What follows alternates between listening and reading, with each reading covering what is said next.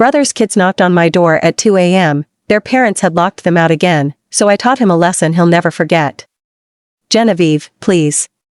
We're so cold. The voice was barely a whisper through my apartment door, but it shot through me like ice water. I grabbed my phone off the nightstand. 3:17 a.m. glowed back at me in the darkness. My heart was already racing as I stumbled to the door, nearly tripping over the corner of my coffee table. Through the peephole, I saw them. 3 small figures huddled together in the dim hallway light. I threw the door open so fast it banged against the wall. Ethan, what on earth? My nephew stood there shaking, his pajama shirt plastered to his skinny chest with sweat despite the February cold. Behind him, his little sister Madison clutched baby brother Cameron's hands so tightly her knuckles had gone white. No coats, no shoes, just their cartoon character socks, now gray and shredded from walking. Where are your parents? The words came out sharper than I meant them to. It's the middle of the night. They locked us out. Ethan's voice cracked. He was trying so hard to be brave, to hold it together, but I could see him crumbling. We didn't know where else to go, Aunt Genevieve. We walked. It took a really long time. My stomach dropped. You walked? Ethan, it's 18 degrees outside. How far? From our house. Madison's teeth were chattering so hard she could barely speak. We walked from our house. 4 miles. They'd walked 4 miles in the dead of winter in their pajamas. I yanked them inside, my hands shaking as I cranked the thermostat up to 75. Ethan's lips had a bluish tint. Cameron wasn't even crying anymore, just staring at nothing with this blank, terrified expression that no 6-year-old should ever have.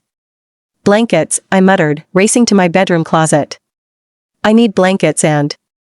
God, your feet. When I knelt down to examine them, I had to swallow back the rage threatening to choke me. Their socks were frozen to their skin in places. Madison's left foot was an angry red that was going to blister. Cameron's toes were waxy white. Tell me exactly what happened, I said, forcing my voice to stay calm and steady as I wrapped the heated throw blanket around Cameron's tiny body. Start from the beginning. Ethan sank onto my couch, and the story spilled out in fragments. His words painted a picture I'd been trying not to see for years, a picture of my brother Trevor and his wife Jessica treating parenthood like an inconvenient hobby they'd rather quit. But this time was different. This time they hadn't just been negligent. They'd been dangerous. And as I listened to Ethan describe how they'd knocked on their own front door for 20 minutes before giving up, how they'd had to decide which way to walk in the dark, how Madison had carried Cameron on her back for the last mile when his feet hurt too badly to keep going, I realized something that made my blood run cold. This wasn't the first time. It was just the first time they'd come to me. I made hot cocoa while the kids thawed out under every blanket I owned. My hands wouldn't stop shaking as I stirred the milk on the stove. I was 33 years old, worked as a guidance counselor at Riverside Middle School, and I'd spent the last decade helping troubled families navigate crisis. But this was different. This was my family. My brother's kids. This was everything I'd been trained to recognize and report happening right under my nose. Has this happened before? I asked Ethan quietly as I handed him a mug. Madison had finally stopped crying, and Cameron had fallen into an exhausted sleep in the armchair, still wrapped in blankets like a small traumatized burrito. Ethan stared into his cocoa. Define this. Being locked out. Not exactly locked out, he said carefully. Too carefully for a 12-year-old. But sometimes they forget we're there. Like, they'll go somewhere and forget to tell us, or they'll lock the door when they go to bed and we're still outside playing, or... He trailed off. Or what? Or they just don't come home when they say they will. His voice got very small. And we have to figure stuff out ourselves. Madison pulled her knees up to her chest. Ethan makes us dinner most nights. Mom says cooking is boring and Dad works late. Ethan knows how to make mac and cheese and grilled cheese and breakfast for dinner. Sometimes it's just cereal, Ethan added quickly, like he was ashamed. Like this was somehow his failure instead of his parents'. But I make sure Cameron gets something. Always.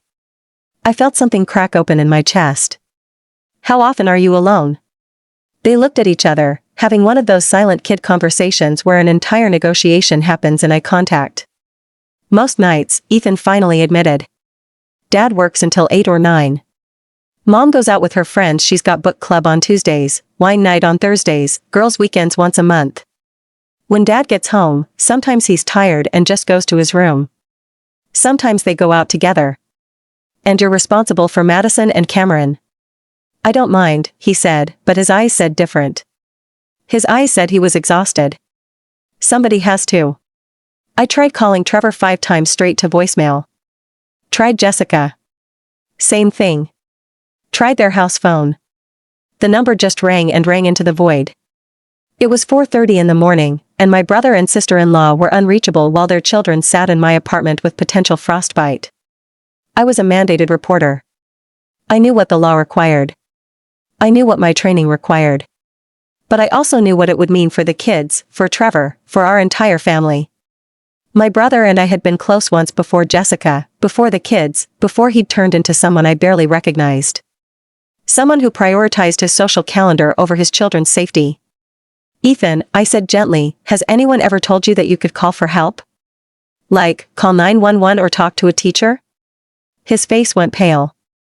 Dad said if we ever told anyone about how things are, they'd take us away. He said foster care splits up families and we'd never see each other again. And that's when I knew I had no choice at all. The Child Protective Services hotline number felt like it weighed 1,000 pounds in my phone.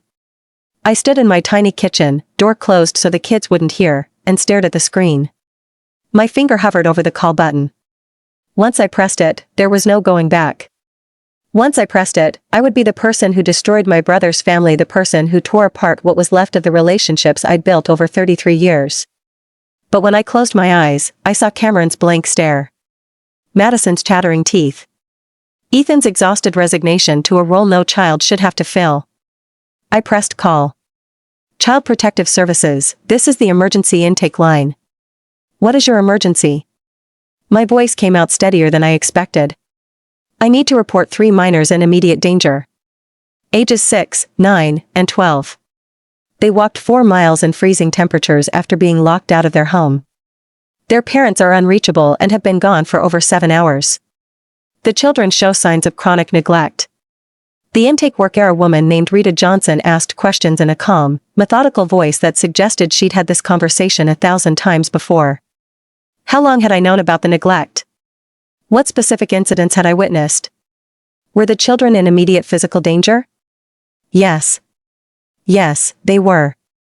Cameron's toes might need medical attention. Madison's foot was already blistering. Ethan was holding himself together through pure will, but I could see the cracks forming. I'm a mandated reporter, I added. I work as a school counselor. I should have called before tonight. I kept thinking. My voice broke. I kept thinking it would get better. That my brother would figure it out. That I was overreacting. Ma'am, you're calling now. That's what matters. Can you keep the children there until an investigator arrives? Yes. Absolutely. Yes. Don't contact the parents. Don't let the children leave. Someone will be there within 90 minutes. After I hung up, I stood in my kitchen for a long moment, hands braced on the counter, trying to breathe. The apartment was quiet except for the hum of the refrigerator and the soft sound of Cameron snoring in the living room. I'd just reported my own brother to CPS. I'd just set in motion something that couldn't be stopped, couldn't be taken back. By tomorrow, Trevor and Jessica would know what I'd done. By tomorrow, half my family would probably hate me. When I opened the kitchen door, Ethan was standing right there. He must have heard everything. Are they going to take us away? He asked. I knelt down so we were eye level. I don't know, sweetheart. But I promise you whatever happens, I will fight to keep you 3 together. And I will make sure you're safe. Dad's going to be so angry at you. Yeah. I pulled him into a hug, felt how thin he was, how much tension he carried in his small shoulders. Yeah, he probably will be. Thank you, Ethan whispered into my shoulder. Thank you for not sending us back. And that's when I started crying. The CPS investigator arrived at 5:47 a.m. Her name was Patricia Walsh, a woman in her 50s with gray-streaked hair and eyes that had seen too much. She had the look of someone who'd been woken up for emergencies so many times she kept a go-bag by her bed. She spoke to the kids with the kind of gentle authority that comes from years of practice. asked them to show her their feet. Photographed the frostbite damage with a professional camera that made everything feel suddenly, horribly real. Asked if they were hungry, thirsty, needed anything. Cameron wanted his stuffed elephant.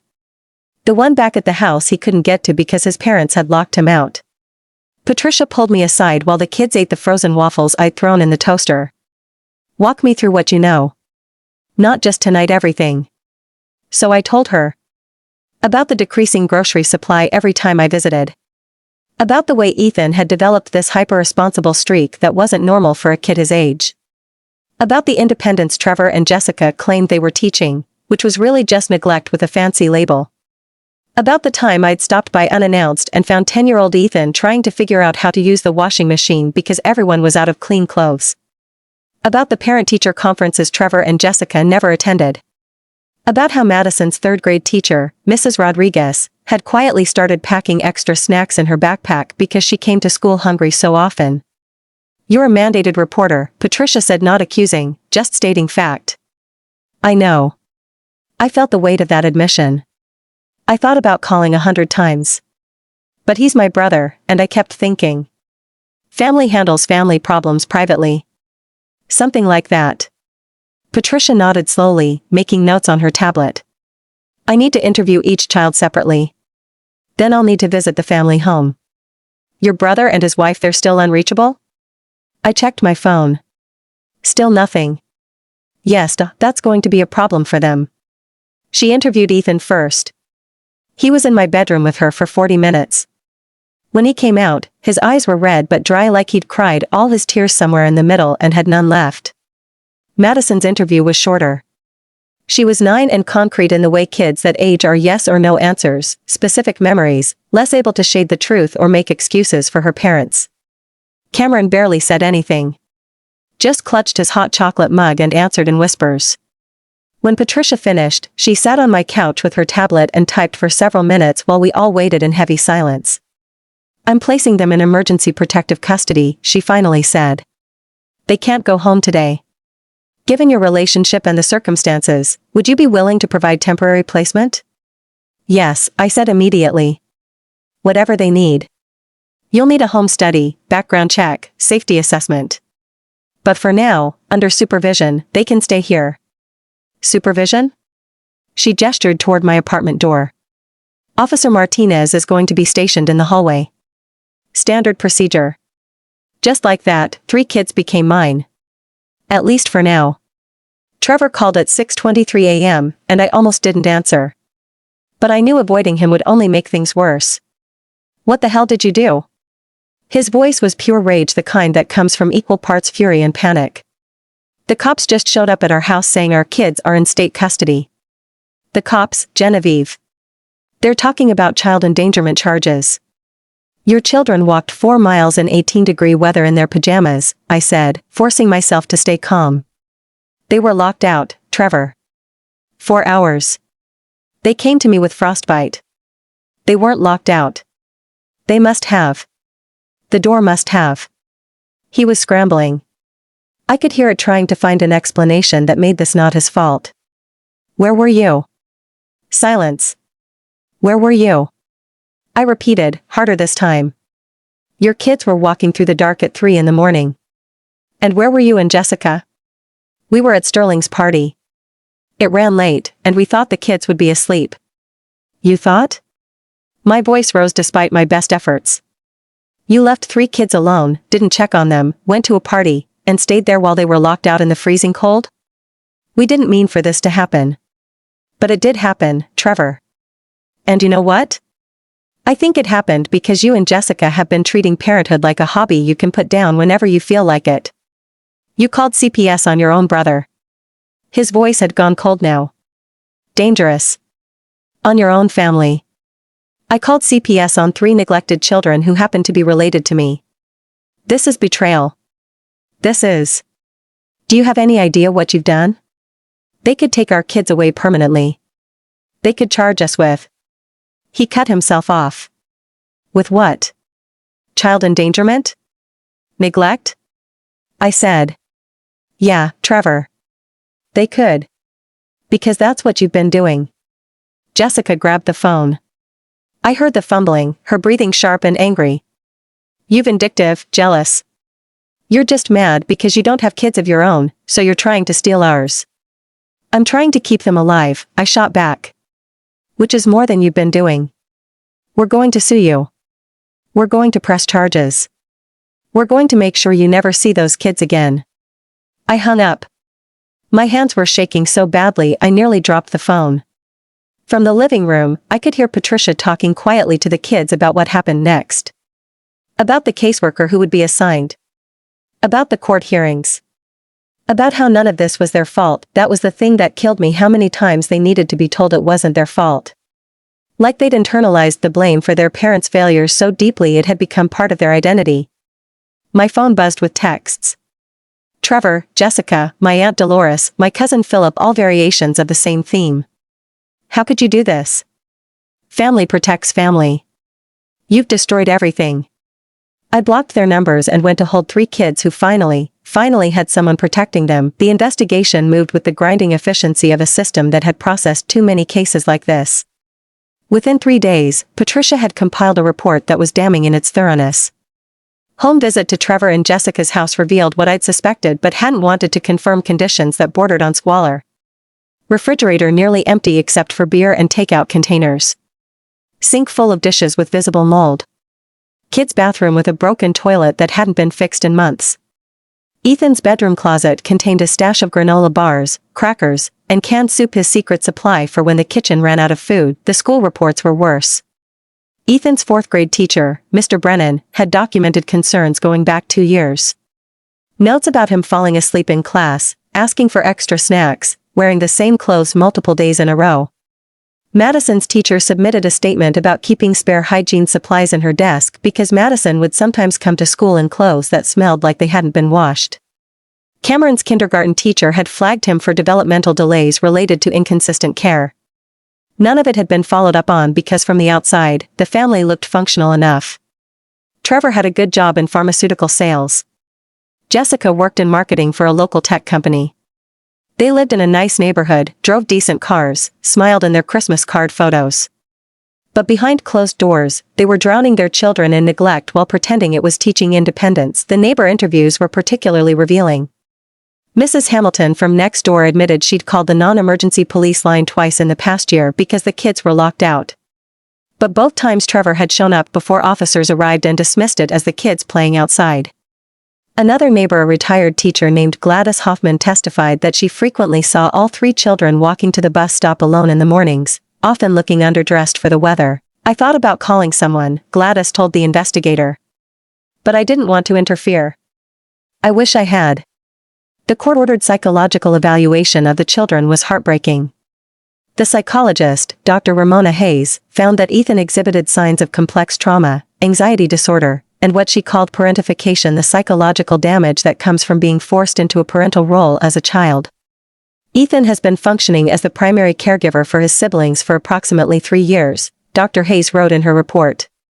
This has resulted in significant developmental disruption, inability to form age-appropriate peer relationships, chronic anxiety about his siblings' well-being, and a distorted sense of personal responsibility. He is, in effect, a 12-year-old with the stress load of a single parent of 2.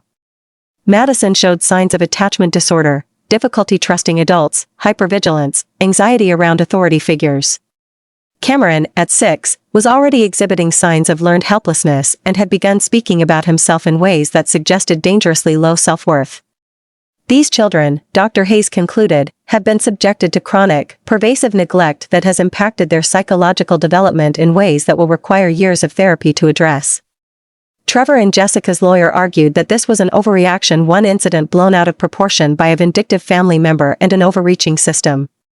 But you can't create 3 traumatized children with one incident. You create them with years of not giving a damn.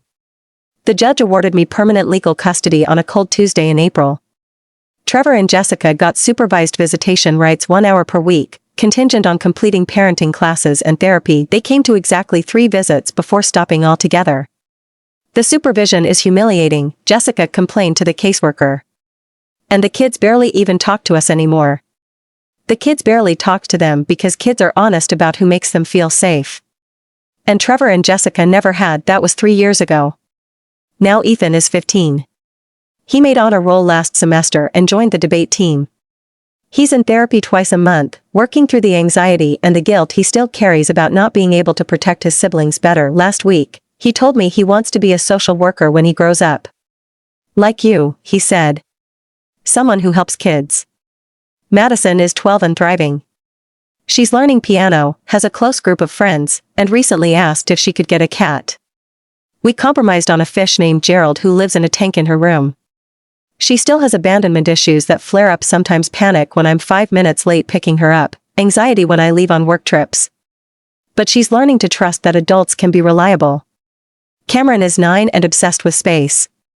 His bookshelf is full of books about planets and astronauts. He wants to be the first person to walk on Mars. He barely remembers Trevor and Jessica, which hurts my heart but is probably for the best. His therapist says he's doing remarkably well given his early childhood experiences. They still have nightmares sometimes.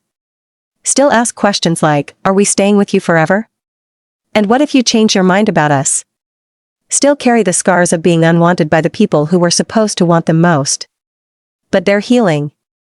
They're becoming who they should have been, allowed to be all along, kids with kid problems, not children raising themselves. Trevor and Jessica divorced about 18 months ago. Apparently, without kids to provide a shared purpose, they realized they had nothing in common. Neither has requested visitation in over a year. They've moved on, started new relationships, built lives that don't include the inconvenient children they never wanted. My relationship with Trevor is over.